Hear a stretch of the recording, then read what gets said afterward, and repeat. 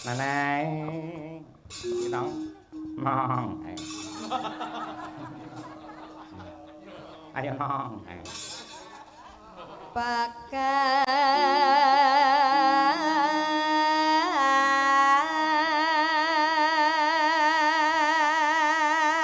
Kon dhuwur, Wuk. Yuk.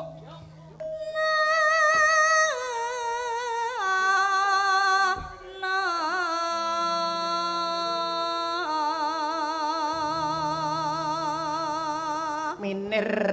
Ayo.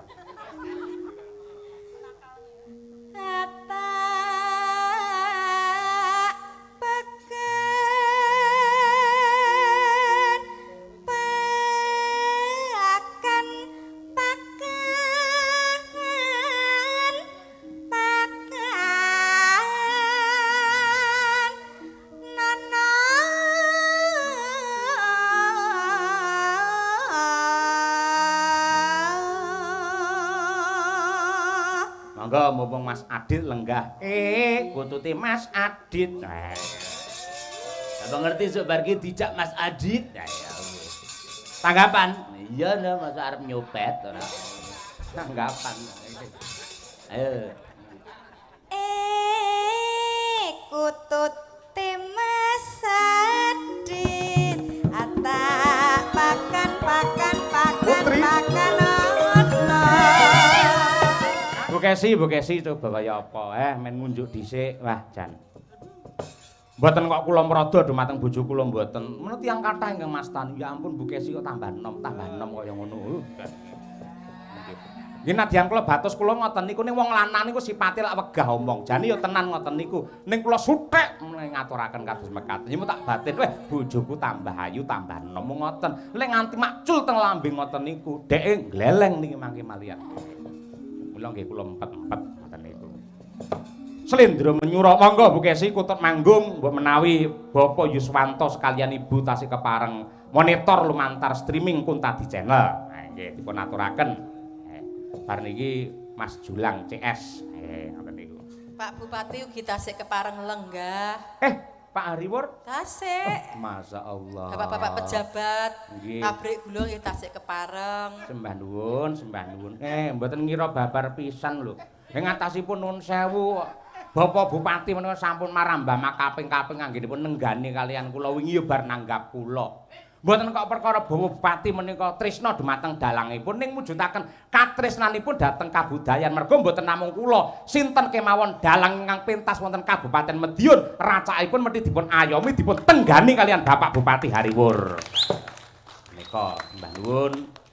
Lan ugi bapak-bapak pejabat ing pinggir Jagung ngaturaken panuwun sakadaring lampah. Lan kala wau sampun kepareng ngendika bilih Madangkara Cahya Kuntadi lan sedaya rombonganipun menika sampun kaanggep dados keluarga besar ing pinggir Jagung. Nggih, sembah nuwun ingkang tanpa upami. Ugi kula ngaturaken panuwun dumateng kadang kula sepuh ing saking Jalan Perintis Kemerdekaan. Dan Mas Yogi Bagong menika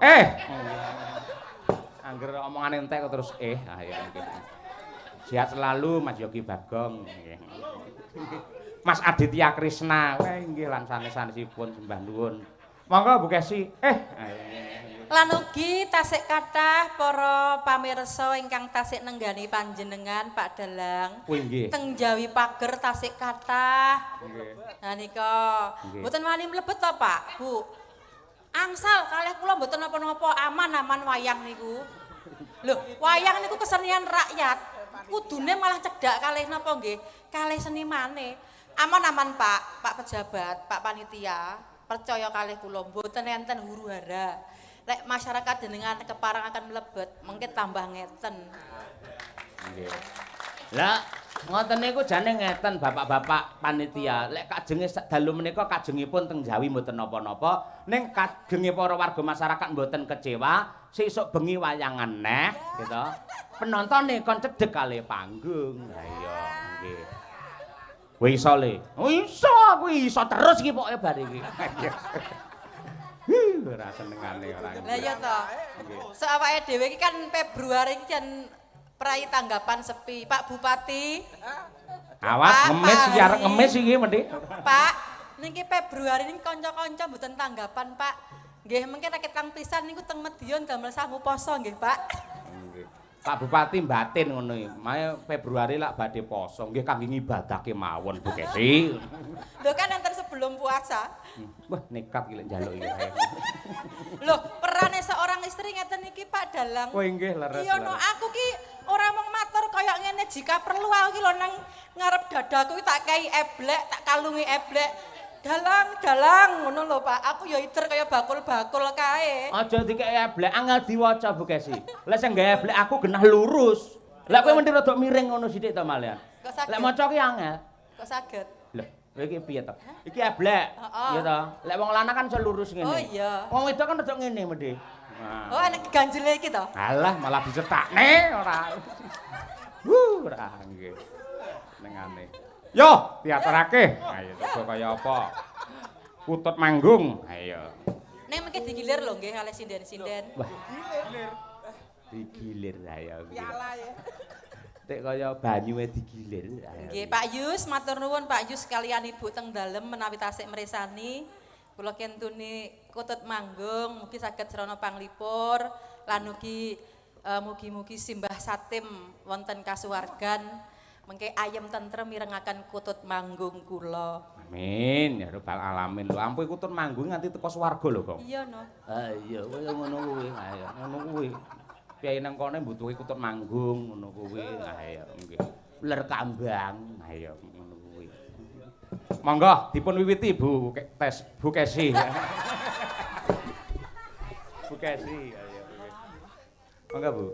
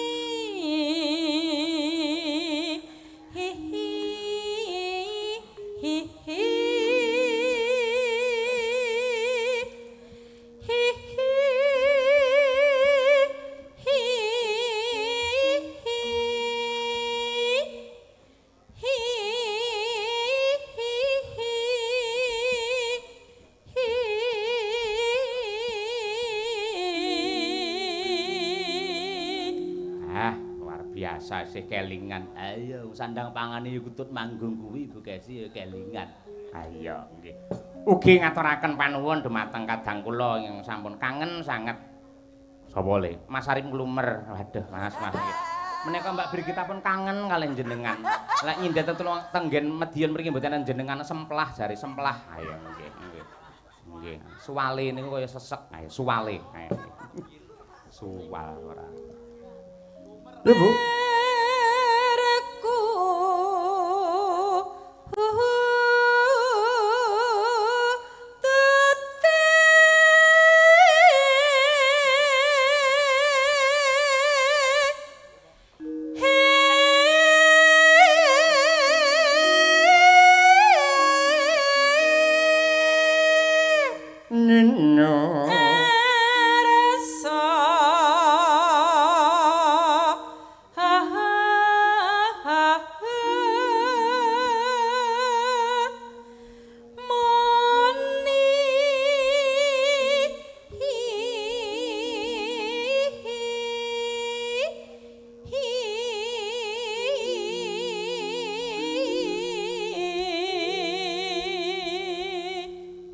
Wis kepala 4 parandene suarane sih landung ya, Gong. Olahragane kok. Apa lek renang Bu Kesi iki. Anggere renang no sirahe mendeleb kok metungul malah. Ah iya kuwi pelabunge kok ya ora nggih. Nggih Bu. Eneng pelang. Ha ha.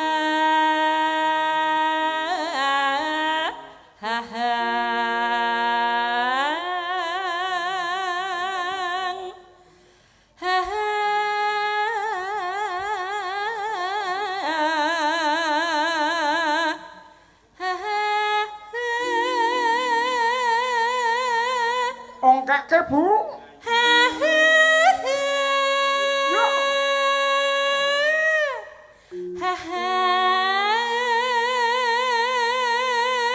Nganu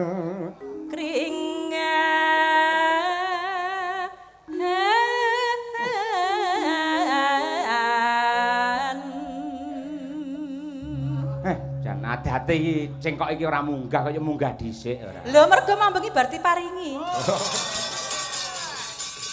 Wingi lak entuk panjur kok Pekalongan tak paringi Bu Kesi. Aja negatif to. Ayo.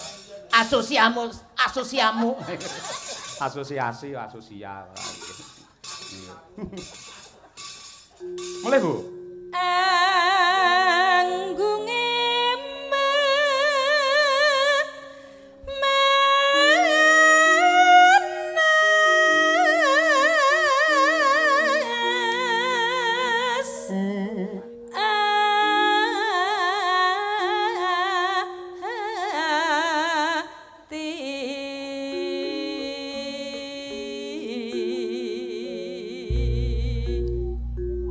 Oper Mbak Lia Sundari. Ya nggih niki yayi dik wah jan manggung Mbak Ndari. Iki lek cara lor ya Mbak Eni lah iki ayo. Hor ayo.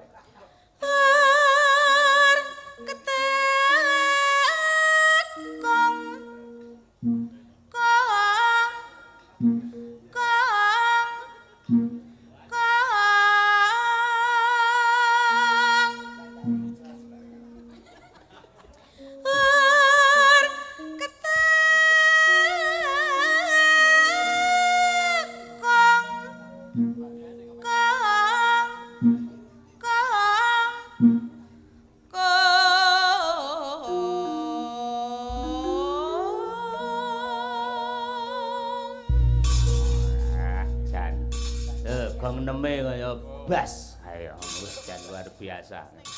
Terus, mulai Mbak Ndari, ayo. Mangga.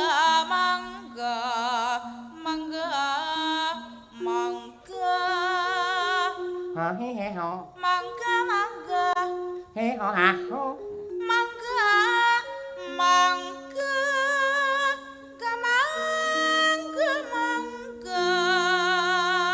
Ngangeng. Mangga.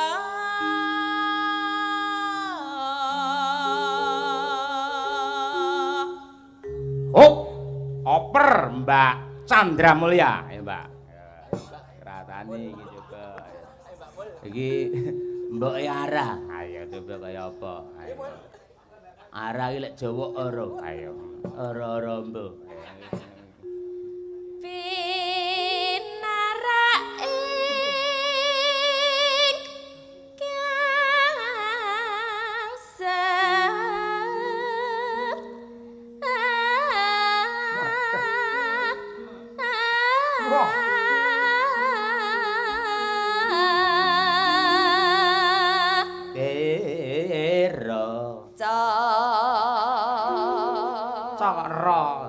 Kira aku, sadar.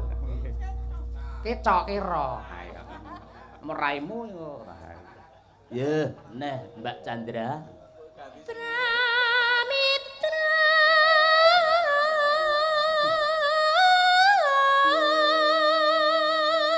Nani Kang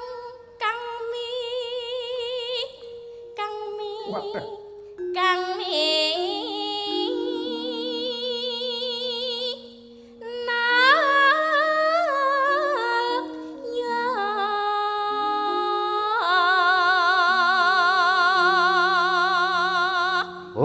Ayo, mumpung Pak Bupati sik lenggah. Sugeng lenggahipun Bapak Bupati. Ngono Mbak Chandra. Sugeng lenggahipun Bapak Bupati sing ganteng dhewe. Wis ngono kuwalat ditembuh lho mengko ora ayo. Lho, piyayene lak nggih bagus to Pak Yai. Nggih, bagus lahir tekan batine. Nggih. Nggih, ngono kuwi.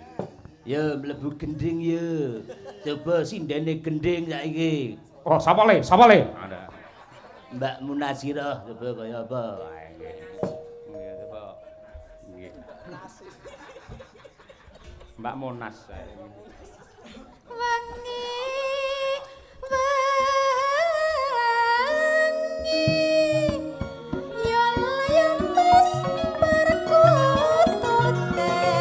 walolo iya iya iya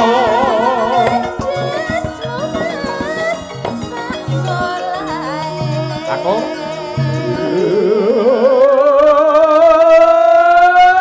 putri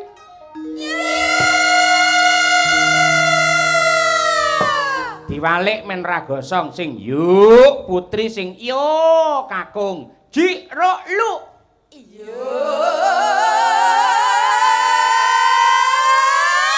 kakos anu kakung ya sing lenggah sik eneng tasih kathah engko Pak nadyan teko adohan Pak mriki sing yuk ngeten sinden sing yo sedaya para lenggah ingkang kersa yo ngoten niku kula dongaaken putra putrinipun soleh lan solekah yuk niku sinden yo sedaya para pamirsa ya jiro lu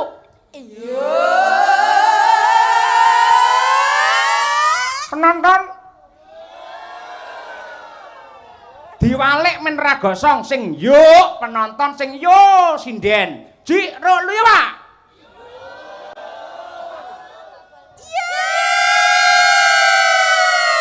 hebat tepuk tangan semangatnya penonton Madiun luar biasa nggih kaya ngono kuwi ya jan nganti kaya ngunggane empyak ayo kaya ngono kali dibuka ning kene ayo ngono kuwi Mbak Birgita, ayo Bir, mumpung tenggani karo Mas Arif Lumer. Ayo coba kaya apa nggih.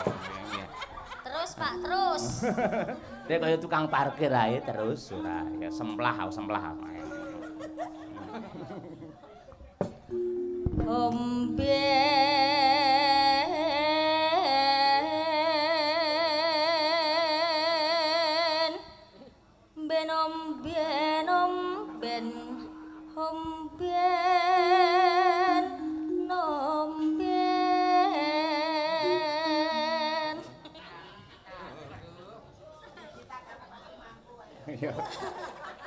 Ben, ayo.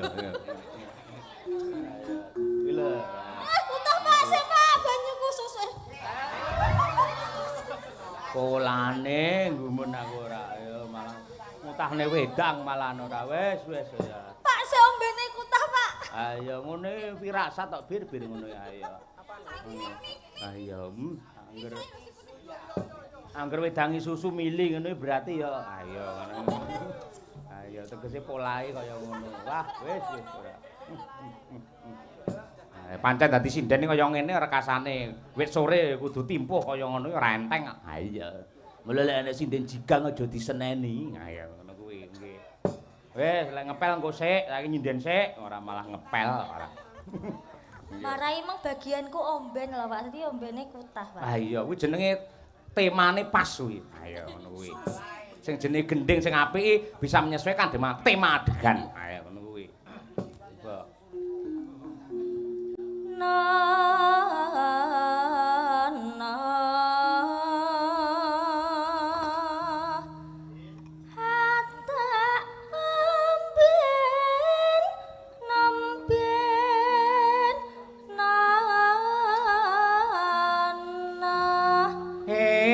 Kutute Arif Lumer. Ayo. Angele sepira to? Kutut. Kuwi lho. Ayo. Kewan-kewan. Ayo, yo. Ayo, Bir. Ayo. Ayo, Bir. Aku guyunya apa aja Mas Arif sik to. Meremo. Ayo ngono kuwi. Kaya anoman karo Sayem Prabu, ganti Sayem Prabu gila merem. Ayo, nggih. Manuke Mas Arif ireng harta omben Mas Arif terus guyu bul putri kakung per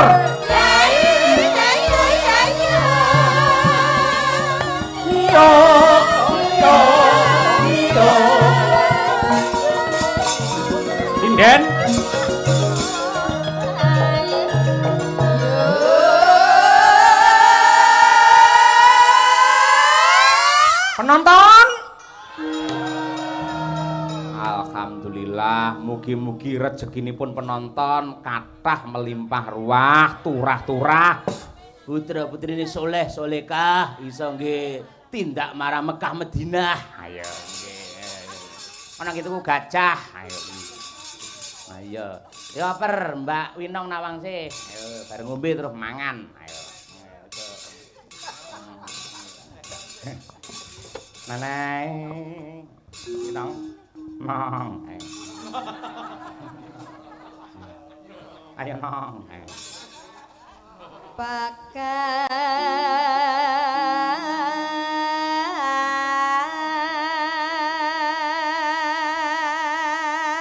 Kon dhuwur, Wuk. Yuk.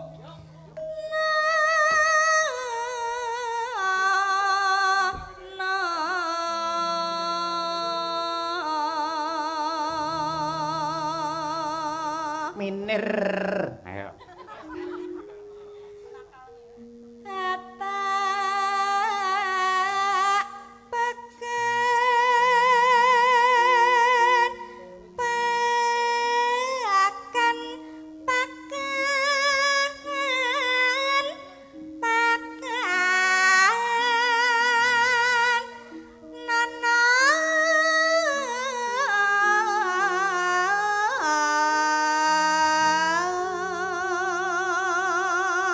Monggo mumpung Mas Adit lenggah. Kututi Mas Adit. Abang ngerti sok bar ki dijak Mas Adit. Ya Tanggapan? Iya nah masa arep nyopet ora. Tanggapan. Ayo. Kututi Mas Adit atak pakan Putri. pakan ono Kakung. Aoe putri. Or. Ae. Yo. Yo.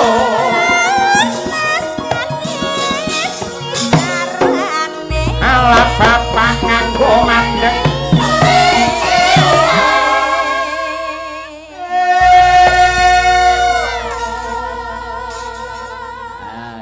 Penutupe sinden khusus laler mengeng. Mbak Triastuti Retnawati tutupan, Mbak. Lera sampean ra iso ngeng. Ayo, nges. Pak Yoyo. Apa? Kenapa toh angger pas ente-entean itu harus saya toh? Apa? Saya itu dari atas bisa loh. Waduh. Iya. Angger Ya. mau entek kok saya. Loh, sing jenenge wayange lakone iki intine ning entek-entekan. Padha karo gending. Nggih intine ya nggen keri dhewe ngene iki wis ta. Ora sinama parijata ke apik ngarep lek mburi ha memangune ora iso karya nak sing sesami. Sesama oleh. Oh iya sama. Ora. Ngono ya ora iso sinama parijata ngono. Paham kowe, paham? Dong, Pak. Ha dong ngono. Lah iya dong kok ya. Tak baik-baikin nggih. Enten Nggih. Pak Bupati. Nah, iya. Isin kula nek Eli. Ayo klino kisinan ra apa-apa Tik. Sia-sia ora. Iya.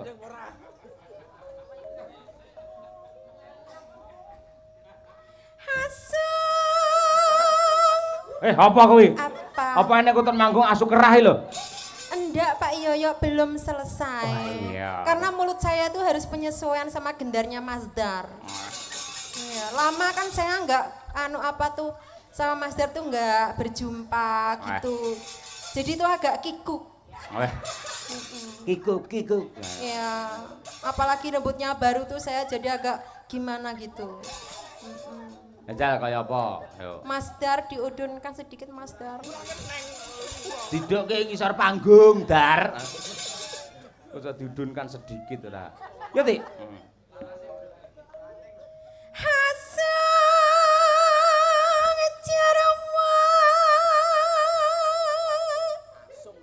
Asu lah. Neno.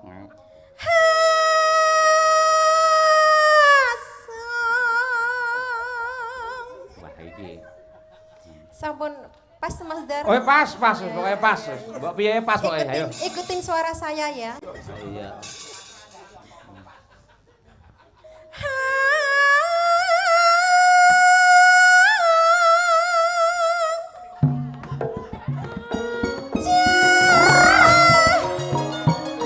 Bentar Pak Yoyo seriusnya merincong. Aku mau serius, saya kan wirang kalau begini. Lah aku iki bendina wis kewirangan dadak serius sih nyapa. Pak Yoyo diam dulu biar Mbak Tutik yang nyinden. Siap.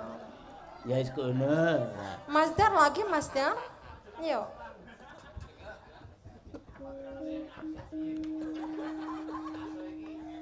Tutik.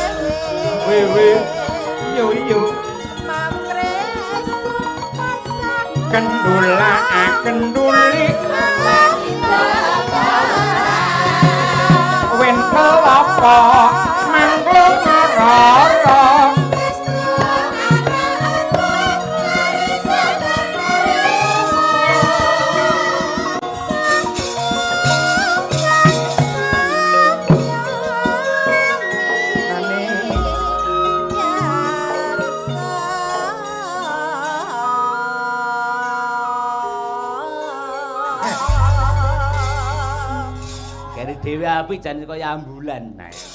Iya. Nah, apik. Ciri kasih. Maju lang rene maju lang. Wah, nggih. Alhamdulillah santai wae Mas, setengah siji Mas. Nggih, santai niki. Saya esuk sinden iki ketoke saya perawatan.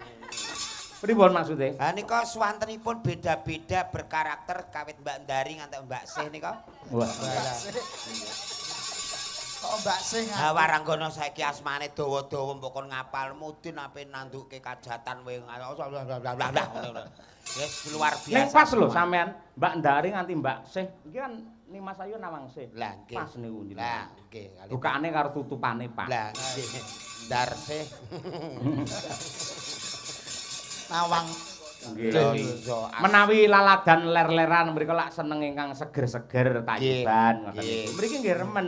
Ning bab klasik kados sinom kutut manggung menika selama kula metruk wonten mriki menika mboten nate dipun tinggalaken amargi ingkang ngersakaken ingkang remen kalian bangsa klasik menika tasih kathah. Sedaya tesih meranani wong jenenge budaya Jawa niku elok saindenge donya. Wah ya wong Jawa ki kudune rak bersyukur. Nanti ditiru karo luar-luar negeri kae do tiru Jawa kabeh. Kok sampean kok saged ngomong Lah peralatan dapur diabadikan di luar negeri.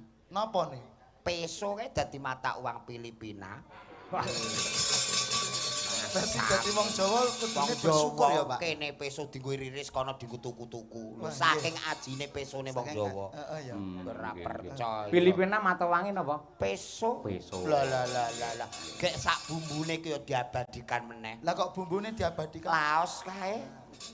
Ibu kota lho masamu. Laos kene digeceki ning kono dienggo ibu kota. Terus napa malih nek kok sing diagem saking luar negeri nek kok? Apa neh kuwi? Sing wong Jawa niki lho.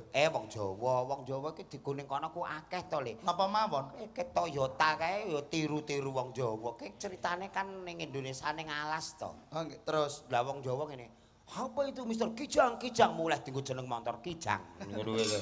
Dadi lah kok iso kae diarani spion barangke piye kae? Oh, alah spion niku nggih king Jawa khususnya malah king Medion. Kok iso? Lah niku pripun to? Londo niku gadah kanca tiyang Jawa. Nggih. Sepi Mister nyabrang ngoten lho terus dadi sepi. Burine sing digoncene jenis apa? Jenenge nika Yon. Oh, Yono nggih. Yon, dadi undang-undangane Yono. Yono. Sae. Alo kene diwasi Mas Bagong. pripun? Lah niku Mas Bagong setelan napa mawon materi napa menapal kok niku. Tur nggih bengi iki matur suwun lho Mas Bagong nggih kok kersa rawuh ya. Nggih. Keneng apa to Mas Bagong kok kersa rawuh? Lah sebabe mergo cinta seni dan budaya. Ya ora ya pas ra payu kuwi. Kok ngoten iki. Ya ora wong panjenengane iku seneng karonan budaya apa meneh angon aku mbek dirimu perdana dan pertama sowaning Madiun. Nggih. Mbah nuwun nggih Mas, muga-muga sehat seger waras dawa umure ngantek-entek wong dadi Kok ngantek-entek wong iki lho. Lah kancane sapa kuwi? ngantek-entek wong sing durung pono seni dadi mudeng. Wah, wong ilat didol ra hati-hati. Si awake dhewe lho iya. Wong niku Mas Bagong niki kalih kangen-kangenan. Rumiyin kancanipun nggih kula nalika teng kos. Sak kosan kalih kula kalih Mas Heru sing ngendang niku riyen sak kosan. Nek kanca ya kudu lahir batin ya lek kene payu kono ora ya kudu lho ya ora. Kene iki tegese sampean sing payu ngono to. Lah jenengan to wong kula nunut jenengan kok. Lah kene buntut mosok ya kudu lho disindas ya saru. Nggih. Ning lak niki wau hitunge dhewe-dhewe kali Pak Samsul kula piyambak jenengan nggih piyambak. Tegese jenengan mboten ngetutne kula. Oh, nggih berarti dhewe nggih. Nggih dhewe-dhewe. Oh, dalang nek mau dieloki ngene iki.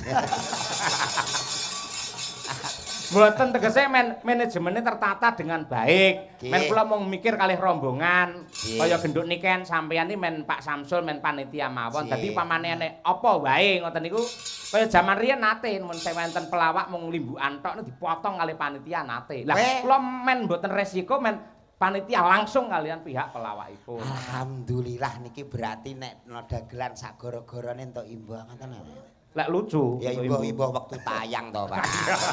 Senengan niku. Jadi sing penting ketok. Setor ndase. Sepenting ketok ndase. Iya le.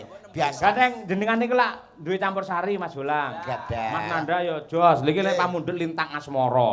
Oh. Tak golekne waranggana sing kaya lintang. Lah sinten Mbak menika? Tutik. Ah coba. Wah. Nggih. Lintang bladu. Ayo Tik. Pak Tutik, ayo. Tapi sampean nyebute piye, Pak? Ayo Tik.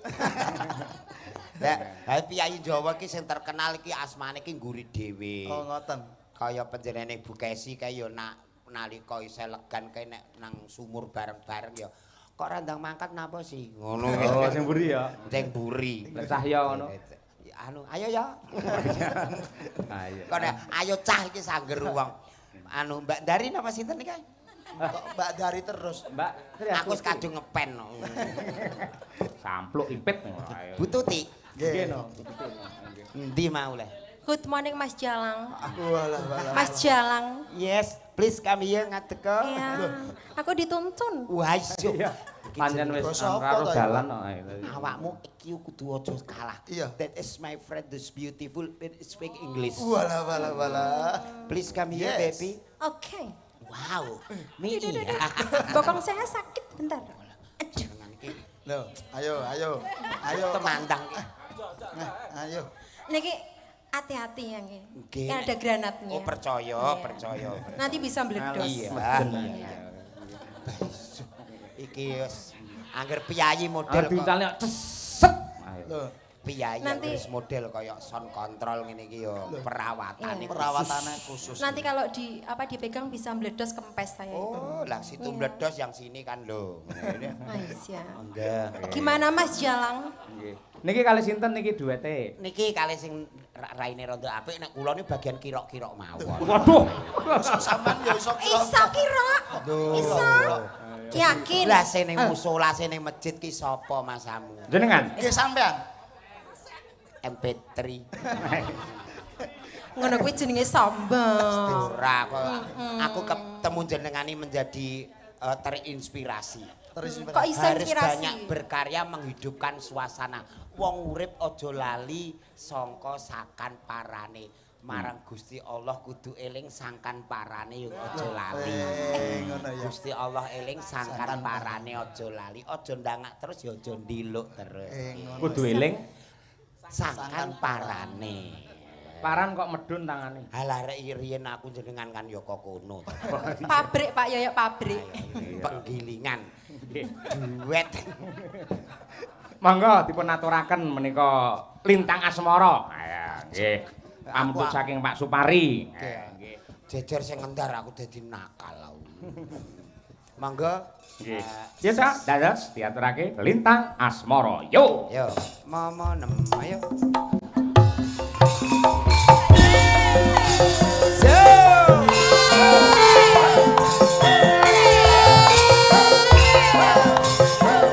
Ayo yo yo.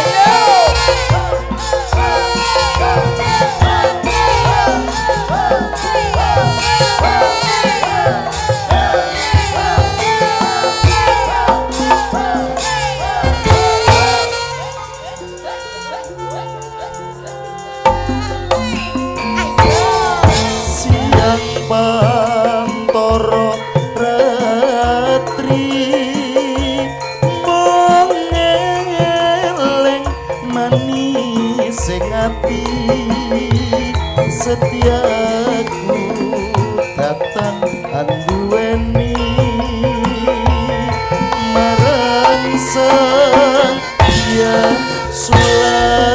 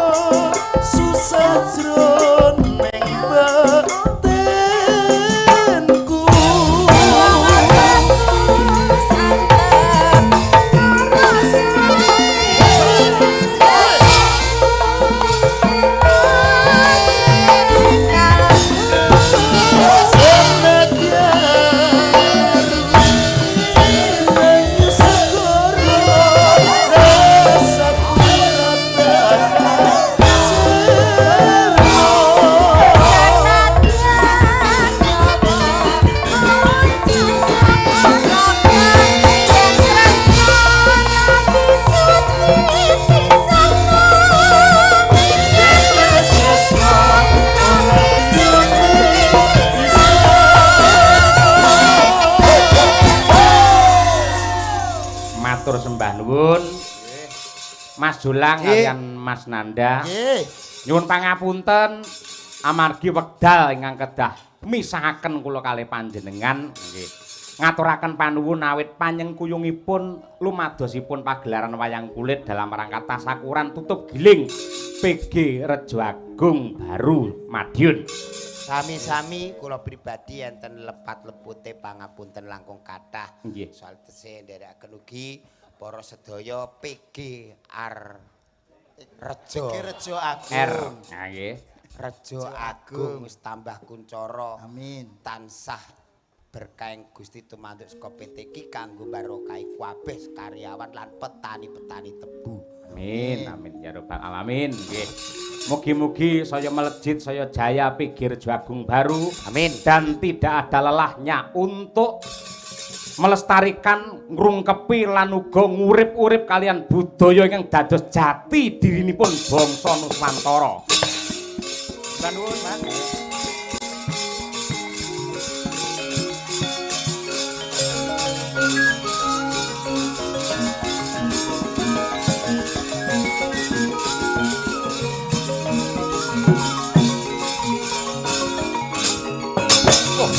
Raden Seta